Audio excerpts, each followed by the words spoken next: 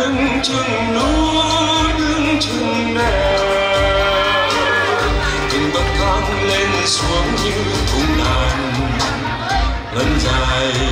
Một lần đi tuần tra anh tới gặp em bên suối hát gì mà sông con nhỏ trắng gì, cùng lắng em hát những yêu thương cuộc đời, để lại bao thương nhớ trong lòng mình. Một cô gái miền núi đã thắp lòng lửa tình. Rồi một hôm anh ghé qua thăm bạn, tìm gặp em cô gái nhân ngọn lửa tình mình. Bản làng vui đều xe hoa nao nức, nhịp trầm thanh dù còn nắng đất rừng. Từ xa em đã thấy tôi, giờ cuộc vui em tới. Em cho tôi vòng nhỏ, và từ ấy người lính có theo tình. Tìm người thương thì hãy qua tháp anh sẽ gặp.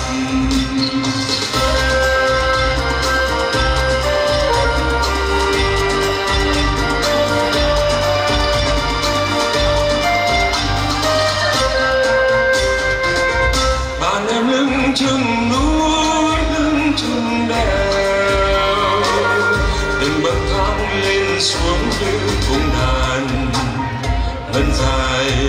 Một lần đi tuần tra anh tới gặp em bên suối hát gì mà sông con nhỏ trắng gì, cùng lắng em hát những yêu thương cuộc đời, để lại bao thương nhớ trong lòng người. Một cô gái miền núi đã thắp non lửa tình. Rồi một hôm anh ghé qua thăm bạn, tìm gặp em cô gái nhân ngọn lửa tình mình.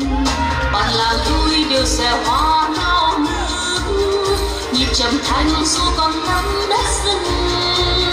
Từ xa em đã thấy tôi, giờ cuộc vui em tới.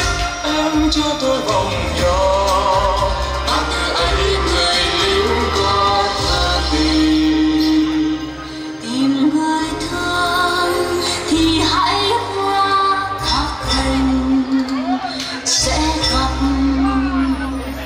Mùa xuân ban nó trắng xinh, một tình yêu đã qua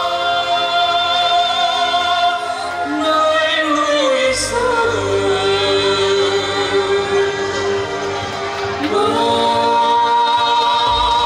xa.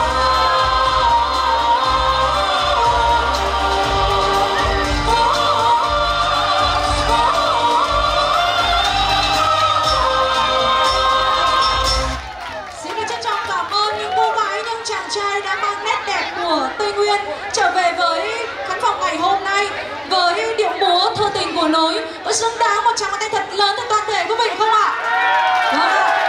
Và xin mời các bạn sẽ đón nhận những lãng hoa tươi thắm đến từ ban tổ chức ngày hôm nay. Cảm ơn các bạn rất nhiều.